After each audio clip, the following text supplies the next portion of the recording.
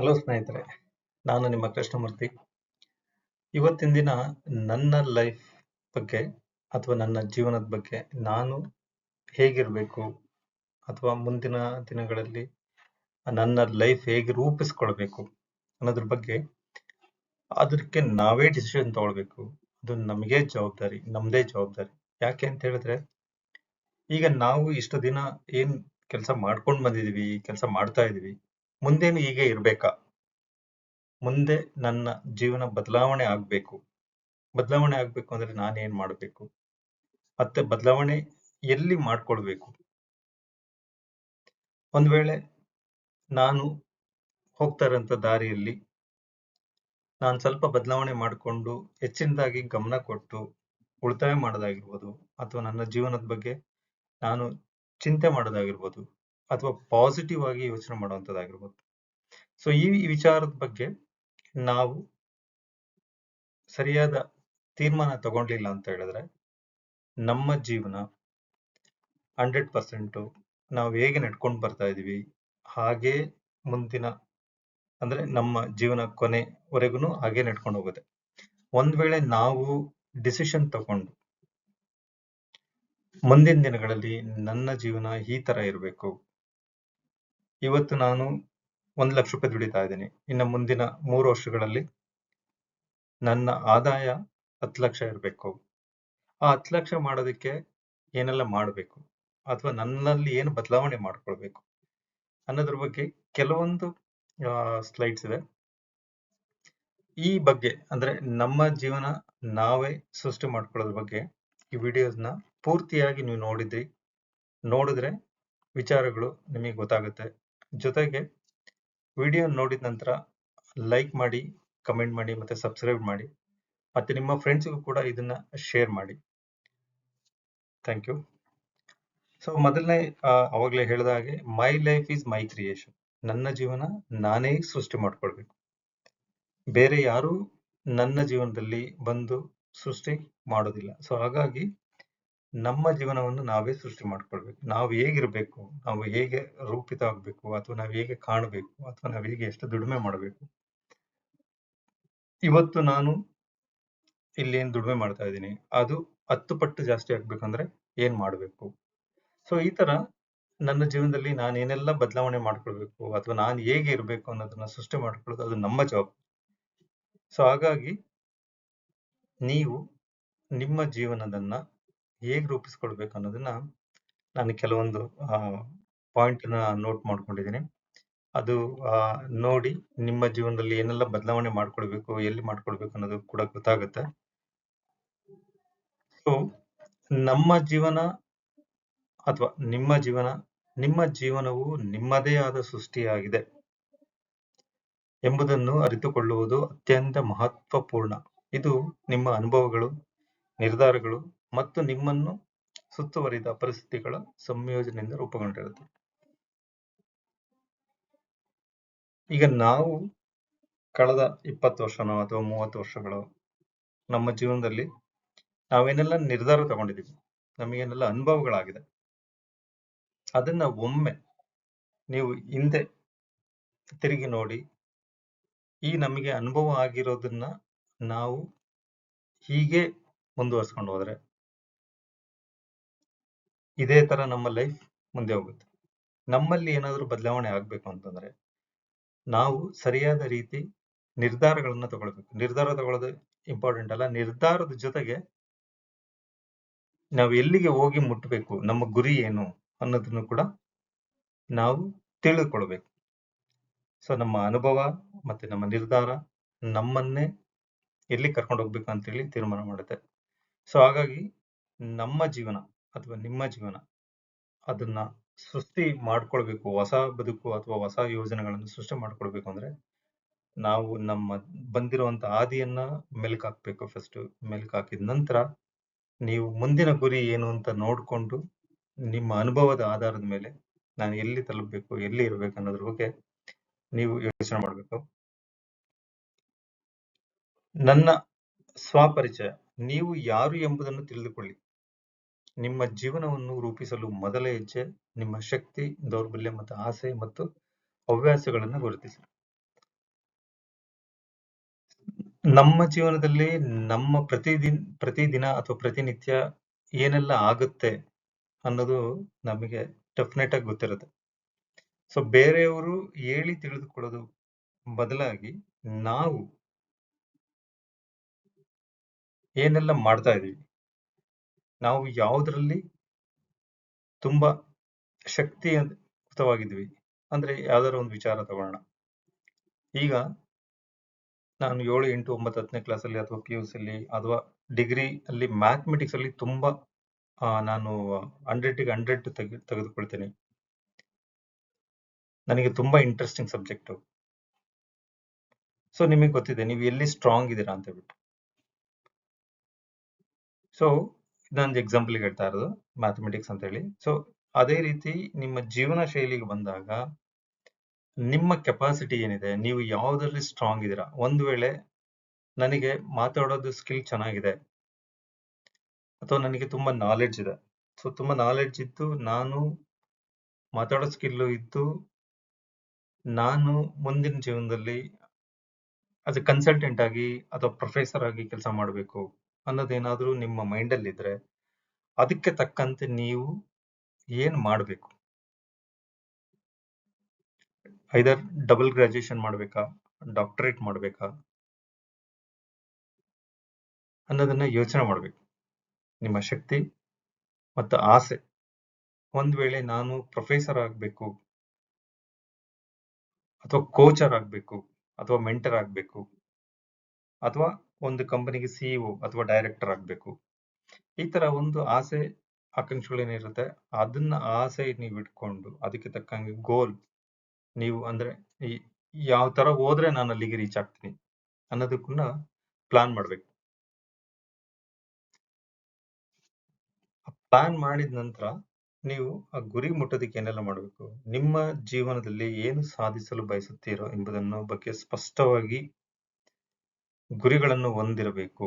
ಈ ಗುರಿಗಳನ್ನು ಸಾಧಿಸಲು ಯೋಜನೆ ರೂಪಿಸಿಕೊಳ್ಬೇಕು. ನಾನು ಅವಾಗಲೇ ಹೇಳಿದ ಹಾಗೆ ನೀವು ಯಾವ್ದ್ರಲ್ಲಿ ಸ್ಟ್ರಾಂಗ್ ಇದ್ದೀರಾ, ಯಾವ್ದ್ರಲ್ಲಿ ವೀಕ್ ಇದ್ದೀರಾ. ವೀಕ್ ಇರೋದನ್ನ ಸ್ವಲ್ಪ ನೀವು ಸೈಡಿಗೆ ಇಟ್ಬಿಟ್ಟು ಸ್ಟ್ರಾಂಗ್ ಇರೋ ಏರಿಯಾನ ತಗೊಂಡು ಆ ಸ್ಟ್ರಾಂಗ್ ಇರೋ ಏರಿಯಾದಲ್ಲಿ ನೀವು ನಿಮ್ಮ ಸ್ಪಷ್ಟ ಗುರಿ ಏನ್ ಮಾಡ್ಕೊಳ್ತೀರಾ ಅದಕ್ಕೆ ತಕ್ಕಂಗೆ ನೀವು ಪ್ಲಾನ್ ಮಾಡ್ಕೊಳ್ಬೇಕು. ಈಗ ನಾನು ಪ್ರೊಫೆಸರ್ ಅಂತ ಹೇಳ್ತಾ ಇದ್ದೆ ಅಥವಾ ಚಾರ್ಟರ್ಡ್ ಅಕೌಂಟೆಂಟ್ ಅಂತ ಹೇಳ್ತಾ ಇದ್ದೆ. ಈಗ ನಾನು ಚಾರ್ಟರ್ಡ್ ಅಕೌಂಟೆಂಟ್ ಆಗ್ಬೇಕು ಅಂತ ಹೇಳಿದ್ರೆ ನಾನು ಏನ್ ಮಾಡ್ಬೇಕು, ನಾನು ಕಾಮರ್ಸ್ ಓದಿರ್ಬೇಕು PUC ಮತ್ತೆ ಡಿಗ್ರಿಯಲ್ಲಿ BCom ಅಥವಾ ಬಿ BBA ಅಥವಾ BBM ಮಾಡಿರ್ಬೇಕು.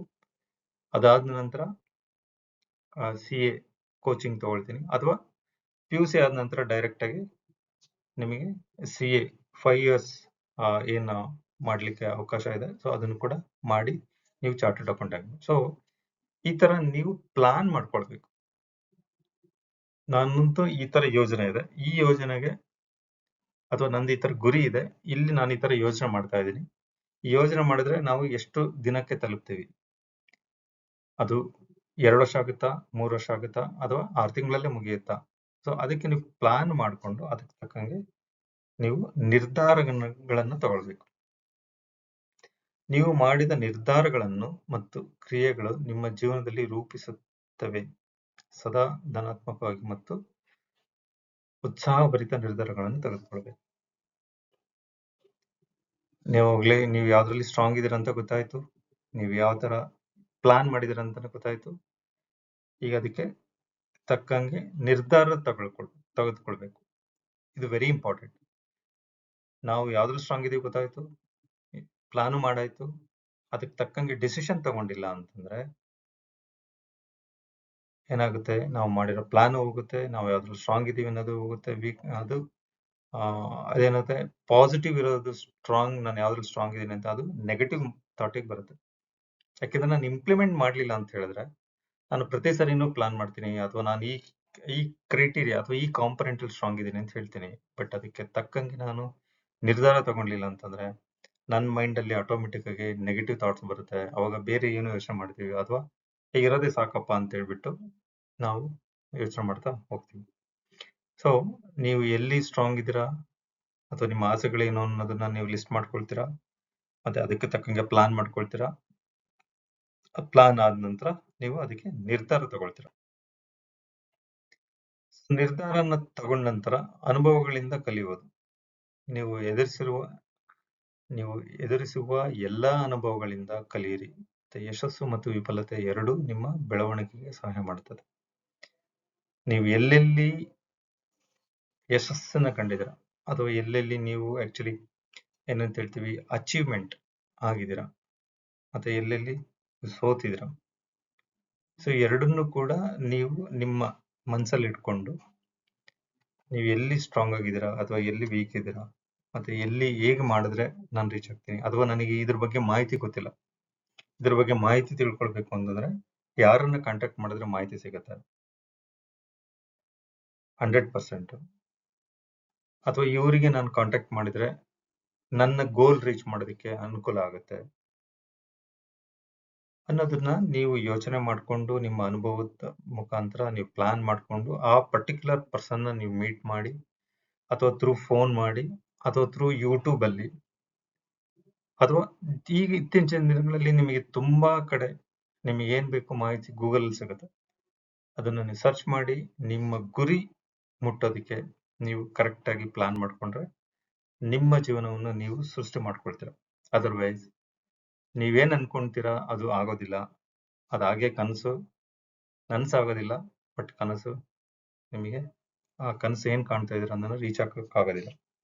ಸೊ ಹಾಗಾಗಿ ನೀವೇನ್ ಕನ್ಸ್ ಕಾಣ್ತಾ ಇದೀರಾ, ನೀವೇನು ನನ್ನ ಜೀವನದಲ್ಲಿ ಹೀಗೆ ಇರ್ಬೇಕು ಅಂತ ಅನ್ಕೊಳ್ತಾ ಇದೀರಾ, ಅದು ಮಾಡ್ಬೇಕು ಅಂದ್ರೆ ಪ್ಲಾನ್ ಇರಬೇಕು, ಅದಕ್ಕೆ ತಕ್ಕಂಗೆ ನೀವು ಇಂಪ್ಲಿಮೆಂಟೇಷನ್ ಮಾಡಬೇಕು. ಅದಾದ್ಮೇಲೆ ನಿಮ್ಮ ಗೋಲ್ ಏನಿದೆ ಅಂತ ಕ್ಲಿಯರ್ ಕಟ್ ಆಗಿ ನಿರ್ಧಾರ ಮಾಡಿಕೊಂಡು ನೀವು ಮುಂದೆ ಹೋಗ್ತಾ ಇರ್ಬೇಕಷ್ಟೆ, ಹಿಂದೆ ನೋಡಬಾರ್ದು. ಸಂಬಂಧಗಳು, ನಿಮ್ಮ ಸುತ್ತಲೂ ಇರುವ ಜನರೊಂದಿಗೆ ಉತ್ತಮ ಸಂಬಂಧಗಳನ್ನು ಬೆಳೆಸುವುದು ಮುಖ್ಯವಾಗಿದೆ. ಸೊ ನೀವು ಯಾವುದೇ ಒಂದು ಗೋಲ್ ಇಟ್ಕೊಂಡಾಗ ನಿಮ್ಮ ಸ್ನೇಹಿತರಾಗಿರ್ಬೋದು ಅಥವಾ ನಿಮ್ಮ ರಿಲೇಷನ್ ಆಗಿರ್ಬೋದು ಅಥವಾ ಇನ್ನೊಬ್ರು XYZ ಯಾರೋ ಇರ್ತಾರೆ. ಸೊ ಅವ್ರ ಜೊತೆ ಮುಖ ಕೆಡಿಸ್ಕೊಳ್ಳೋದು ಅಥವಾ ಜಗಳ ಆಡೋದು, ಸೊ ಈ ತರ ಇದ್ದಾಗ ಏನಾಗುತ್ತೆ, ಸಂಬಂಧಗಳು ಚೆನ್ನಾಗಿಲ್ಲ ಅಂತಂದಾಗ ನಿಮಗೆ ಕೆಲವೊಂದು ಸಮಯಗಳಲ್ಲಿ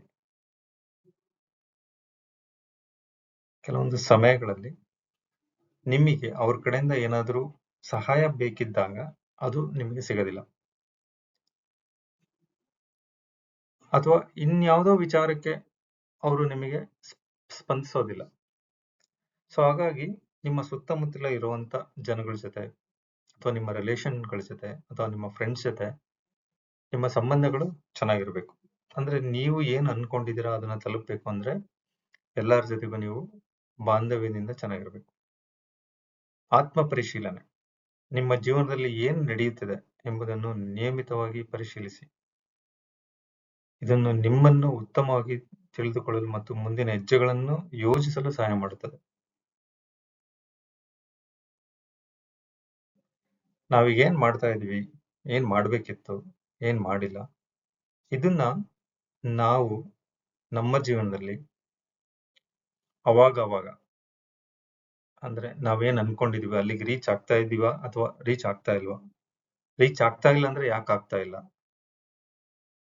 ಹೋಗ್ತಾ ಇದೀವಿ ಅಂತಂದ್ರೆ ಇದು ಹೋಗ್ತಾ ಇರೋ ದಾರಿ ಸರಿ ಇದೆಯಾ ಅಥವಾ ಏನಾದ್ರು ಬದಲಾವಣೆಗಳು ಮಾಡ್ಕೊಳ್ಬೇಕಾ. ಸೊ ಈ ವಿಚಾರಗಳನ್ನು ಅವಾಗ ನಮ್ಮ ಜೀವನದಲ್ಲಿ ನಾವು ನೋಡ್ಕೊಳ್ಬೇಕು. ಒಂದ್ ವೇಳೆ ಹೋಗ್ತಾ ಇರೋ ದಾರಿಲಿ ಏನೋ ಸ್ವಲ್ಪ ಬದಲಾವಣೆ ಮಾಡ್ಕೊಳ್ಬೇಕು ಅಂದ್ರೆ ಅವಾಗನೇ ನಮ್ಗೆ ಯಾವಾಗ ಗೊತ್ತಾಗುತ್ತೆ, ಇಮಿಡಿಯೇಟ್ ನಮ್ಮ ಸ್ವಲ್ಪ ಬದಲಾವಣೆ ಮಾಡ್ಕೊಂಡು ನಮ್ಮ ಜೀವನದಲ್ಲಿ ಮತ್ತೆ ನಮ್ಮ ಗುರಿ ಏನಿದೆ ಅದನ್ನ ತಲುಪಕ್ಕೆ ಮುಂದಿನ ಹೆಜ್ಜೆಯನ್ನ ಇಡುವಂಥದ್ದು. ಮತ್ತೆ ಧನ್ಯವಾದಗಳು, ಇದು ವೆರಿ ವೆರಿ ಇಂಪಾರ್ಟೆಂಟ್. ಯಾಕಂತ ಹೇಳಿದ್ರೆ ನಾವು ಕೃತಜ್ಞತವಾಗಿ ಇರಬೇಕು. ಕೆಲವೊಂದು ವಿಚಾರಗಳಲ್ಲಿ ನಾವು ಎಷ್ಟೋ ಜನಗಳ ಜೊತೆ ಸಹಾಯ ತಗೊಳ್ತೀವಿ ಅಥವಾ ನಮಗೆ ಇನ್ಯಾರೋ ಗೊತ್ತಿಲ್ದೇನೆ ಸಹಾಯ ಮಾಡ್ತಾ ಇರ್ತಾರೆ, ಅಥವಾ ನಮ್ಮ ಬಾಡಿ ನಮಗೆ ಸಪೋರ್ಟ್ ಮಾಡ್ತಾ ಇರುತ್ತೆ. ಮತ್ತೆ ನಮ್ಮ ತಂದೆ ತಾಯಿ ಅಥವಾ ಸ್ನೇಹಿತರು ಅಥವಾ ರಿಲೇಷನ್ನು ಅಥವಾ ಗುರುಗಳು ಅಥವಾ ಸೂರ್ಯ ಚಂದ್ರ ನೀರು ವೆಜಿಟೇಬಲ್ಸ್ ಆಗಿರುವುದು, ದಿನನಿತ್ಯ ನಾವು ತಿನ್ನುವಂತ ಆಹಾರ, ಸೂರ್ಯ ಕೊಡುವಂತ ಬೆಳಕು, ಗಾಳಿ, ಚಂದ್ರ ಕೊಡುವಂತ ನೆರಳು. ಸೊ ಇದು ಯಾವುದಕ್ಕೂ ಕೂಡ ನಾವು ಧನ್ಯವಾದಗಳನ್ನು ಹೇಳ್ತಾ ಇಲ್ಲ. ಸೊ ಇಲ್ಲಿ ಧನ್ಯವಾದಗಳು ಒಂದು ಬರ್ತಿದೆ, ನೀವು ಹೊಂದಿರುವ ಎಲ್ಲದಕ್ಕೂ ಕೃತಜ್ಞತೆಯನ್ನು ವ್ಯಕ್ತಪಡಿಸುವುದು ನಿಮಗೆ ಸಂತೋಷ ಮತ್ತು ಶಾಂತಿಯನ್ನು ತರುತ್ತದೆ. ನಿಮ್ಮ ಜೀವನವನ್ನು ನೀವು ಹೇಗೆ ರೂಪಿಸುತ್ತೀರಿ ಎಂಬುದರಲ್ಲಿ ನೀವು ಸಂಪೂರ್ಣವಾಗಿ ನಿಖರವಾಗಿದ್ದರೆ ಅದು ನಿಮಗೆ ಹೆಚ್ಚು ಸಂತೋಷ ಮತ್ತು ಸಮಾಧಾನವನ್ನು ನೀಡುತ್ತದೆ. ನೀವು ನಿರ್ಮಿಸುತ್ತಿರುವ ಈ ಸೃಷ್ಟಿಯಲ್ಲಿ ಯಶಸ್ಸು ನಿಮಗೆ ಬರುವಂತೆ ಹಾರೈಸುತ್ತೇನೆ. ನೀವು ಯಾವುದೇ ಒಂದು ವಿಚಾರವಾಗಿ ಅಥವಾ ನಿಮಗೆ ಸಹಾಯ ಮಾಡಿದ್ರೆ ಅಥವಾ ನೀವು ಯಾರಿಗಾದ್ರು ಸಹಾಯ ಮಾಡಿದ್ರೆ ಅವರಿಗೆ ಧನ್ಯವಾದಗಳನ್ನ ಹೇಳಿ. ಯಾಕೆಂತ ಹೇಳಿದ್ರೆ ನಾವು ಸಹಾಯ ತಗೊಳ್ತೀವಿ, ಕೆಲವರಿಗೆ ಧನ್ಯವಾದ ಹೇಳೋದಿಲ್ಲ, ಥ್ಯಾಂಕ್ ಯು ಹೇಳೋದಿಲ್ಲ. ಸೂರ್ಯ ಚಂದ್ರ ಮತ್ತೆ ದೇವರುಗಳು ನಮಗೆ ನಮ್ಮ ಜೀವನದಲ್ಲಿ ಅಂದ್ರೆ ಚಿಕ್ಕ ಹುಡುಗನಾಗಿಂದ ಹಿಡಿದು ನಾವು ಇಲ್ಲಿ ತನಕ ಏನು ನಮ್ಮ ಜೀವನ ಇಲ್ಲಿ ತನಕ ಸಾಕೊಂಡು ಬಂದಿದೆ. ನಾವು ನಮ್ಮ ತಂದೆ ತಾಯಿಗೆ ಯಾವತ್ತೂ ಧನ್ಯವಾದಗಳನ್ನ ಹೇಳಿರಲ್ಲ, ಅಥವಾ ಸೂರ್ಯ ಚಂದ್ರ ಅವರಿಗೆ ಹೇಳಿರಲ್ಲ, ಅಥವಾ ನೀರಿಗೆ ಹೇಳಿರಲ್ಲ. ಸೊ ಇದೆಲ್ಲ ಯಾಕೆ ಹೇಳ್ತಾ ಇದ್ದೀನಿ ಅಂತ ಹೇಳಿದ್ರೆ, ನಮಗೆ ಪ್ರಕೃತಿಯಿಂದ ಸಿಗ್ತಾರಂತ ಗಾಳಿ, ನೀರಿಗೆ ಎಲ್ಲವನ್ನೂ ನಾವು ಸೇವನೆ ಮಾಡ್ತಾ ಇದೀವಿ, ಎಲ್ಲವನ್ನೂ ತಗೊಳ್ತಾ ಇದೀವಿ. ಬಟ್ ಯಾವತ್ತೂ ಕೂಡ ನಾವು ಥ್ಯಾಂಕ್ ಯು ಅಂತ ಎಲ್ಲೂ ಕೂಡ ಹೇಳಿಲ್ಲ. ಅಥವಾ ನಿಮಗೆ ಸಪೋರ್ಟ್ ಮಾಡ್ತಿರುವಂತ ಗುರು ಹಿರಿಯರಿಗೆ ಅಥವಾ ಮೆಂಟರ್ಸ್, ಟೀಚರ್ಸ್ ಅವರಿಗೆ, ಮತ್ತೆ ನಿಮಗೆ ಯಾರಾದ್ರೂ ಹೆಲ್ಪ್ ಮಾಡಿದಾಗ ಅಕ್ನಾಲೇಜ್ ಮಾಡ್ತಾ ಇಲ್ಲ, ನಾವು ರೆಕಗ್ನೈಸ್ ಮಾಡ್ತಾ ಇಲ್ಲ. ನಿಮ್ಮ ಫ್ರೆಂಡ್ ನಿಮಗೆ ಏನೋ ಒಳ್ಳೇದು ಮಾಡಿದಾನೆ, ಅವನ್ನ ರೆಕಗ್ನೈಸ್ ಮಾಡಬೇಕು. ಸೊ ಈ ತರದ್ದು ನಾವು ನಮ್ಮ ಜೀವನದಲ್ಲಿ ಅಳವಡಿಸ್ಕೊಂಡ್ಲಿಲ್ಲ ಅಂತ ಹೇಳಿದ್ರೆ, ಬದಲಾವಣೆಗಳು ಮಾಡ್ಕೊಂಡ್ಲಿಲ್ಲ ಅಂತ ಹೇಳಿದ್ರೆ, ನಮಗೆ ದೇವ್ರು ಅಂದ್ರೆ ಯೂನಿವರ್ಸ್, ಗಾಡ್ ಏನಿದ್ದಾರೆ ಅವರು ನಾವೇನ್ ಅನ್ಕೊಂಡಿದೀವಿ ಅದು ರೀಚ್ ಆಗೋಕ್ಕೆ ಸ್ವಲ್ಪ ತಡ ಮಾಡ್ತಾರೆ. ಸೊ ಹಾಗಾಗಿ ನಾನೇನ್ ಹೇಳ್ತಾ ಇದ್ದೀನಿ ಅಂತ ಹೇಳಿದ್ರೆ, ನಿಮ್ಮ ಯಾವುದೇ ಕೆಲಸಗಳು ಸುಗಮವಾಗಿ ಬೇಗ ಆಗೋ ಹಾಗೆ ಮುಗಿಸ್ಬೇಕು ಅಂತ ಅಂದಾಗ, ನೀವು ನಿಮಗೆ ಎಲ್ಲಿ ಸಾಧ್ಯವಾಗುತ್ತೆ ಅಲ್ಲೆಲ್ಲ ಕೂಡ ನೀವು ಧನ್ಯವಾದಗಳನ್ನು ತಿಳಿಸಿ, ಅಥವಾ ನಿಮಗೆ ಯಾರೆಲ್ಲ ಸಹಾಯ ಮಾಡ್ತಾ ಇದ್ದಾರೆ ಅವರಿಗೆ ಐಡೆಂಟಿಫೈ ಮಾಡಿ ಥ್ಯಾಂಕ್ಸ್ ಹೇಳಿ. ನಿಮ್ಮ ಚೈಲ್ಡ್ಹುಡ್ ಫ್ರೆಂಡ್ಸ್ಗೆ ಥ್ಯಾಂಕ್ಸ್ ಹೇಳಿ, ನಿಮ್ಮ ಫಾದರ್, ನಿಮ್ಮ ತಂದೆ ತಾಯಿ, ನಿಮ್ಮ ರಿಲೇಷನ್, ನಿಮ್ಮ ಸಿಸ್ಟರ್ ಅಥವಾ ಬ್ರದರ್ಸ್ ಯಾರಾದ್ರೆ, ಅಥವಾ ನಿಮ್ಮ ರಿಲೇಟಿವ್ಸ್ ಇದ್ರೆ, ಅಥವಾ ಪ್ರತಿಯೊಂದಕ್ಕೂ ನಾವು ಜೀವನ ಏನ್ ಮಾಡ್ಕೊಂಡು ಬರ್ತಾ ಇದೀವಿ ಅದಕ್ಕೆ ನೀವು ಥ್ಯಾಂಕ್ ಯು ಹೇಳ್ಬೇಕು, ಪ್ರತಿಯೊಂದು ಕ್ಷಣಕ್ಕೂ, ಪ್ರತಿಯೊಂದು ನಿಮಿಷಕ್ಕೂ. ಯಾಕೆ ಅಂತ ಹೇಳಿದ್ರೆ ಇದೆಲ್ಲ ಭಗವಂತ ಸೃಷ್ಟಿ ಮಾಡಿ ಕೊಟ್ಟಿರುವಂಥದ್ದು, ನಮ್ದು ಅಂತ ಏನಿಲ್ಲ. ಸೊ ಹಾಗಾಗಿ ನಾವು ಏನೆಲ್ಲ ಅನುಭವಿಸ್ತಾ ಇದೀವಿ ಅದಕ್ಕೆ ನಾವು ಒಂದು ಥ್ಯಾಂಕ್ ಯು ಹೇಳೋಣ, ನಮ್ಮ ಜೀವನವನ್ನು ನಾವು ಸೃಷ್ಟಿ ಮಾಡ್ಕೊಳ್ಳೋಣ. ಕೊನೆಯದಾಗಿ ಏನ್ ಹೇಳಕ್ ಹೊರಟಿದ್ದೀನಿ ಅಂತಂದ್ರೆ, ನೀವು ನಿಮ್ಮ ಜೀವನವನ್ನು ನೀವು ಸೃಷ್ಟಿ ಮಾಡ್ಕೊಳ್ಬೇಕಂದ್ರೆ ಮೊದಲನೇದಾಗಿ ನೀವು ಎಲ್ಲಿ ಸ್ಟ್ರಾಂಗ್ ಇದ್ದೀರಾ ನೋಡ್ಕೊಳ್ಳಿ. ಮತ್ತೆ ನನ್ನ ಗೋಲ್ ಏನು ಅದನ್ನ ನೀವು ನಿರ್ಧಾರ ಮಾಡ್ಕೊಳ್ಳಿ. ನಿರ್ಧಾರ ಮಾಡಿಕೊಂಡು ಅಲ್ಲಿಗೆ ನೀವು ಹೋಗ್ಬೇಕು ಅಂದ್ರೆ ನಿಮ್ಮ ಪ್ಲಾನ್ ಕರೆಕ್ಟ್ ಆಗಿರ್ಬೇಕು. ಪ್ಲಾನ್ ಕರೆಕ್ಟ್ ಆಗಿದ್ದಾಗ ನೀವು ಅದನ್ನ ಇಂಪ್ಲಿಮೆಂಟ್ ಮಾಡೋದಕ್ಕೆ ಏನೆಲ್ಲ ಸಹಾಯ ಬೇಕು, ಏನೆಲ್ಲ ಮಾಹಿತಿ ಬೇಕು, ಎಲ್ಲಿ ಹುಡುಕಿದ್ರೆ ಸಿಗುತ್ತೆ ಅದನ್ನ ಹೆಚ್ಚಿನದಾಗಿ ಮಾಹಿತಿ ತಗೊಳ್ಳಿ. ನೀವು ಸರಿಯಾದ ರೀತಿ ಪ್ಲಾನ್ ಮಾಡಿಕೊಂಡು ನೀವು ನಿಮ್ಮ ಏನ್ ಗೋಲ್ ಇದೆ ಅದಕ್ಕೆ ಕೆಲಸ ಮಾಡಿದಾಗಲೇ ನೀವು 100% ಸಕ್ಸಸ್ ಆಗ್ತೀರಾ. ಮತ್ತೆ ಜೊತೆಗೆ ಎಲ್ಲಿ ನಿಮಗೆ ಸಾಧ್ಯವಾಗುತ್ತೆ ಅಲ್ಲಿ ಎಲ್ರಿಗೂ ನಿಮಗೆ ಥ್ಯಾಂಕ್ ಯು ಹೇಳೋದ್ರ ಮುಖಾಂತರ ನೀವು ಧನ್ಯವಾದಗಳನ್ನು ಹೇಳಿ. ದೇವರಿಗಾದ್ರೂ ಆಗಿರ್ಬೋದು, ನಿಮ್ಗೆ ಯಾರೆಲ್ಲ ಸಪೋರ್ಟ್ ಮಾಡ್ತಾರೆ ಅವರಿಗಾದ್ರೂ ಆಗಿರ್ಬೋದು, ಮತ್ತೆ ನಿಮ್ಮನ್ನ ಯಾರು ರೆಕಗ್ನೈಸ್ ಮಾಡ್ತಾರೆ ಅವರಿಗೂ ಕೂಡ ಥ್ಯಾಂಕ್ ಯು ಹೇಳೋದನ್ನ ಮರಿಬೇಡಿ. ಜೊತೆಗೆ ಇವತ್ತಿನ ವಿಡಿಯೋ ನನ್ನ ಜೀವನ ಮತ್ತೆ ನನ್ನ ಸೃಷ್ಟಿ ಏನಿದೆ ಅದನ್ನ ನಿಮಗೆ ಈ ವಿಡಿಯೋ ಇಷ್ಟ ಆದಲ್ಲಿ ಲೈಕ್ ಮಾಡಿ, ಕಮೆಂಟ್ ಮಾಡಿ ಮತ್ತು ಶೇರ್ ಮಾಡಿ, ಮತ್ತೆ ಸಬ್ಸ್ಕ್ರೈಬ್ ಮಾಡೋದನ್ನು ಮರೆಯಬೇಡಿ. ಮತ್ತೆ ನಿಮ್ಮ ಫ್ರೆಂಡ್ಸಿಗೂ ಕೂಡ ಇದನ್ನ ಶೇರ್ ಮಾಡಿ. ಅವರು ಕೂಡ ಅವರ ಒಂದು ಸೃಷ್ಟಿ, ಅವರ ಜೀವನ, ಅವರ ಲೈಫ್ ಹೇಗಿರ್ಬೇಕು ಅನ್ನೋದನ್ನ ಅವರು ಕೂಡ ಪ್ಲಾನ್ ಮಾಡ್ಕೊಡ್ತಾರೆ. ಥ್ಯಾಂಕ್ ಯು ವೆರಿ ಮಚ್ ಈ ವಿಡಿಯೋನ ನೋಡಿದ್ದಕ್ಕೆ ಮತ್ತೆ ಸಬ್ಸ್ಕ್ರೈಬ್ ಮಾಡಿದ್ದಕ್ಕೆ ಎಲ್ರಿಗೂ ಧನ್ಯವಾದಗಳು. Thank you.